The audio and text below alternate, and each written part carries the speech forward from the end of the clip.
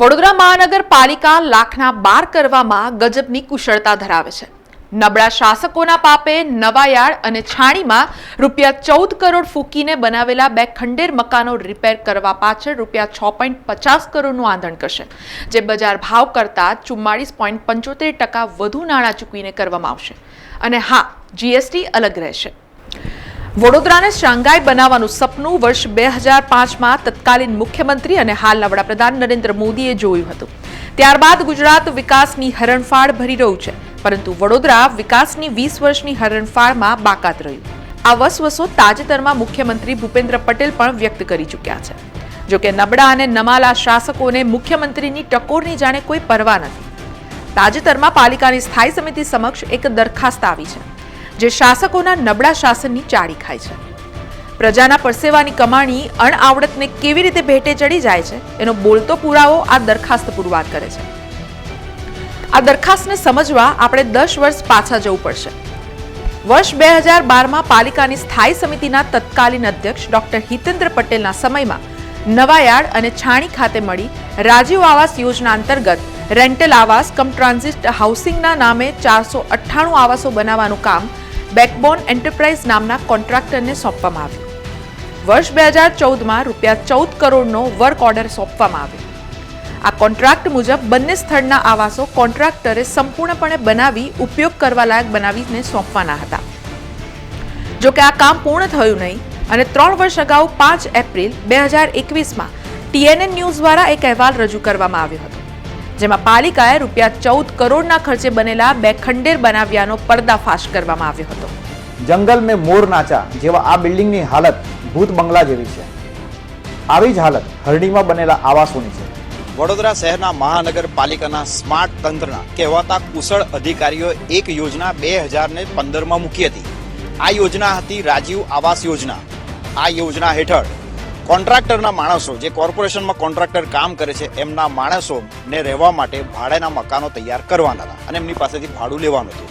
હવે જે મકાનો તૈયાર કરવાના હતા, એમાં 2 સ્કીમ હતી. એક હરણીની હતી અને બીજી છે નવાયાર્ડમાં. હરણીમાં જે બાંધકામ થયું છે એ બાંધકામ અમે તમને બતાવીશું કેટલું તકલાદી છે. આપણે જ્યાં ઊભા છે ત્યાં જે સ્લેબ છે, ફ્લોરિંગ છે, જેનું ફ્લોર કરવામાં આવ્યો છે, એ આરસીસીનો જે સ્લેબ છે એની કેવી હાલત છે તમે જુઓ. હવે હું આ સ્લેબ પર આપણે ઉપર આવીએ છીએ. હવે બિલકુલ ઢળી પડ્યો છે સ્લેબ અને નીચે જઈ રહ્યો છે, નીચેની તરફ. એટલે આ તૂટી ગયેલો સ્લેબ છે. આનું ફ્લોરિંગ જ આવું છે. હવે આની સાથે સાથે આપણે આગળ એ પણ જોઈશું કે જે મકાન બન્યા છે, અંદર જે આવાસ બનાવવામાં આવ્યા છે, એ આવાસ કેવી હાલતમાં છે. હજી ફરી તમને એકવાર કહી દો દર્શક મિત્રો કે આ જે જગ્યા છે ત્યાં કોઈ રહેવા નથી આવ્યું, ફાળવવામાં આવ્યા નથી. એટલે કે હજી એનો ઉપયોગ કરવામાં જ નથી આવ્યો. એ પહેલા આ દશા છે. હવે અંદર આપણે જઈશું અને અંદર આપણે એ જોઈશું કે કયા પ્રકારનું ને કેવું બાંધકામ કરવામાં આવ્યું છે. નવાઈની વાત એ છે કે આ બંને આવાસો અંગે કાગળ પર સબ સલામત બતાવવામાં આવી રહ્યું છે. આ ઇમારતનો ઉપયોગ થાય એ પહેલા એક ખંડેર બની ગઈ છે. હવે ખંડેર બનેલી ઇમારતમાં જે બાંધકામ થયું છે એ બાંધકામ કેવું છે એ પણ આપણે જોઈએ. 16 મીટરના જે મકાન બનાવવાના હતા એ મકાન આ રીતના હતા. હવે અહીંયા જે આ રૂમ છે એમાં રસોડું છે. આ બાજુની સાઈડ અહીંયા આગળ ખુલ્લું છે. નથી અહીંયા આગળ વાયરિંગ, લાઇટ નથી ફ્લોરિંગ કર્યું, ખાલી અહીંયા આગળ PCC કરેલું છે. આ સંડાસ છે, એની કોઈ દિવાલ નથી, કાં તો દિવાલ તોડી નાખવામાં આવી છે. હવે બહાર જ્યારે આપણે આવીએ અહીંયા આગળ તો એક નાની સરખી ગેલેરી છે. અહીં કોઈ ટાઇલ્સ નથી લગાવી, નથી ફ્લોરિંગ થયું. અને આજે અહીંયાથી પાણી નીકળશે, એ જે નીકળવાનો પાઇપ છે, જેને પ્લમ્બિંગ કામ કહેવાય, એ પણ અધૂરું છોડેલું છે. અહીં કોઈ કનેક્શન્સ જોઈન્ટ કરેલા નથી. આ અમે એટલા માટે બતાવી રહ્યા છે કે કાગળ પર આ આવાસ બતાવવામાં આવી રહ્યા છે. તો શું આવા આવાસમાં કોઈ રહી શકે? હવે આનાથી બીજી મહત્વની વાત તમને બતાવીએ કે અહીંયા ગાડીથી વચ્ચેથી દિવાલ તોડવામાં આવી છે. દિવાલ તોડીને બાજુનું જ સેમ આવું જે મકાન, આવો જે ફ્લેટ છે, આવો જે રૂમ, એને જોડી દેવામાં આવે છે. એટલે અહીંયા ગાડી પણ એક રસોડું હતું જે દેખાય છે કે અહીંયા ગાડી અત્યારે તોડીને ત્યાં આગળ પ્લાસ્ટર કરવામાં આવ્યું છે. અને આ વચ્ચેથી દરવાજો તોડી નાખવામાં આવે છે. એટલે આ 2 રૂમ ભેગા કરવામાં આવ્યા છે. 2 રૂમ ભેગા કરી અને આ ગેલેરી પણ છે. અહીંયા બીજું એક સંડાસ પણ છે, અહીંયા બાથરૂમ પણ છે. આ બતાવવાનું કારણ એ છે કે જ્યારે બની ગયું પછી આ લોકોએ વિચાર બદલ્યો અને આ 16 ચોરસ મીટરના જે રૂમ છે એ નાના પડશે એવો હિસાબ માંડી અને 2ના 1 કરવામાં આવ્યા. એટલે બનાવ્યું ત્યારે એ લોકો એવું કોઈ આયોજન નહોતું. એ લોકોને એવો કોઈ ખ્યાલ ના આવ્યો કે આ રૂમ નાના પડશે રહેવા માટે એક પરિવારને. એટલે પાછળથી ખ્યાલ આવ્યો, એટલે તોડફોડ કરવાનો વારો આવ્યો છે. અહીં નવાઈની વાત એ છે કે નવાયાર્ડ અને છાણીના મળી બંને આવાસોના ₹13.90 કરોડ ચૂકવાઈ ગયા હતા. લગભગ 7 થી 8 વર્ષ સુધીને પડી રહેલા ખંડેર પાછળ જવાબદાર અધિકારીઓ તથા નેતાઓ સામે કાર્યવાહી કરવાના બદલે જે તે સમયે થયેલા આંધળુકિયાને છુપાવવાનો પ્રયાસ થઈ રહ્યો છે. જે તે સમયે પાલિકાને થયેલા ભારે નુકસાન સામે તત્કાલીન અને હાલના કોંગ્રેસના મહિલા કાઉન્સિલર પુષ્પાબેન વાઘેલાએ વિરોધ પણ કર્યો હતો. આ 2012માં હાલના જે સ્ટેન્ડિંગ અધ્યક્ષ છે ડૉક્ટર હિતેન્દ્રભાઈ પટેલ, એ જ જ્યારે સ્ટેન્ડિંગ કમિટીના ચેરમેન હતા ત્યારે આરેવા યોજના એટલે રાજીવ ગાંધી આવાસ યોજનાના રેન્ટેડ હાઉસ, આની આ યોજના લાવીને આ કામદારો માટેનો પ્લોટ હતો, એટલે કામદારોના આવાસો બનાવવાના હતા. એ પ્લોટ પર આ લોકોએ રેન્ટેડ હાઉસ બનાવવાના નક્કી કર્યું. મારો પ્રશ્ન એ હતો, તે વખતે હું કોર્પોરેટર હતી, મેં જ્યારે ખાતમુહૂર્ત કર્યું ત્યારે સખત વિરોધ કરેલો અને હું ખાતમુહૂર્તમાં પણ નથી આવી. મારો પ્રશ્ન એટલો જ હતો કે ભાઈ તમે આ રેન્ટેડ હાઉસ બનાવો છો તો આપશો કોને? કારણ કે 16 ચોરસ ફૂટ છે. 16 ચોરસ ફૂટની અંદર કોણ રહેવા આવશે? કોણ ભાડે લેશે?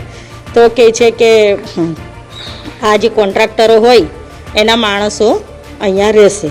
તો કોન્ટ્રાક્ટરના માણસો કોન્ટ્રાક્ટર હોય તો કોર્પોરેશનના પ્લોટો ઉપર રહે, રોડની આજુબાજુમાં રહેતા હોય તો અહીંયા ભાડું ભરવા કોણ આવશે? કોઈ પણ જાતના નીતિ નિયમો, ઠરાવ કે ધારાધોરણ નક્કી કર્યા વગર કોઈને કમાઈ આપવાનું આ એક કારસ્તાન કરેલું હતું. અને ત્યારે 2014માં બનીને આ ભૂત બંગલો આજે પણ આપ જોઈ શકો છો કે આ ભૂત બંગલો આજે પણ યથાવત છે. આજે 2021ની સાલ છે. અચ્છા, એ રિનોવેશન કેમ કરવું પડ્યું? શાના માટે કર્યું? વિપક્ષ તરીકે જ્યારે અમે સાચી રજૂઆત કરતા હોઈએ, વિપક્ષ તરીકે પ્રજાના હિતની રજૂઆત કરતા હોઈએ છીએ, પણ અમને એવું જ કહી દે કે ભાઈ આ તો વિપક્ષ છે એટલે વિરોધ કર્યા કરે. વિરોધ અમારો સાચો હોય છે. ઊંધા કાન પકડ્યા છે આજે. અમે ત્યારે સીધી વાત કરેલી કે 16 ચોરસ ફૂટમાં કોણ રહેવા આવશે? રેન્ટેડ હાઉસમાં કોણ ભાડે રહેશે? એટલે ત્યારે અમારી જે સાચી રજૂઆત હતી એ રજૂઆત એમણે નથી માની. આજે અમારી એ રજૂઆત સત્ય પુરવાર થઈ. તમને જાણીને નવાઈ લાગશે કે બંને આવાસો પૂરા કરવા માટે રૂપિયા 6.50 કરોડના 44.75% વધુનો કોન્ટ્રાક્ટ પણ એ જ કોન્ટ્રાક્ટરને અપાયો છે, જેને ભૂતકાળમાં રૂપિયા 14 કરોડના ખર્ચે આ બંને આવાસો બનાવવાનો કોન્ટ્રાક્ટ અપાયો હતો. કોન્ટ્રાક્ટરનું નામ માત્ર બદલાયું છે. અગાઉ મેસર્સ બેકબોન એન્ટરપ્રાઇઝનું નામ હવે મેસર્સ આયરન ટ્રાયેંગલ કરી દેવામાં આવ્યું છે. અહીં સવાલ એ છે કે રૂપિયા 14 કરોડના ખર્ચે બનેલા બે ખંડેર મકાનો 10 વર્ષ સુધીને બિનઉપયોગી કેમ પડી રહ્યા? વારંવાર યોજનાઓ કેમ બદલવી પડી? કામ પૂરું થાય પહેલા કોન્ટ્રાક્ટરને પૂરેપૂરા રૂપિયા 13.90 કરોડ ચૂકવવાની તાલાવેલી દાખવનાર અધિકારી સામે તપાસ કે કાર્યવાહી કેમ ના થઈ? પાલિકાને થયેલા પારાવાર નુકસાન માટે શાસકો જવાબદાર નથી? અહીં સૌથી મહત્વની વાત એ છે કે પહેલા રૂપિયા 14 કરોડ અને હવે રૂપિયા 6.50 કરોડ ખર્ચ્યા બાદ પણ આ બંને ઇમારતોનો ઉપયોગ ક્યાં કરવો એ પાલિકા નક્કી કરી શક્યું નથી. દરખાસ્ત મુજબ આવાસો માટે અથવા પાલિકા માટે ઉપયોગ કરવો એવી શક્યતાઓ સાથે દરખાસ્ત રજૂ કરવામાં આવી છે.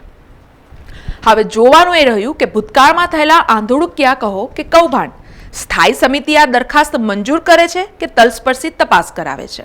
સમાચારોના સતત અપડેટ માટે TNN ન્યૂઝને YouTube પર સબસ્ક્રાઇબ કરી બેલ આઇકોન પ્રેસ કરો અને અમારી સાથે જોડાયેલા રહો Facebook, Instagram અને Twitter ઉપર.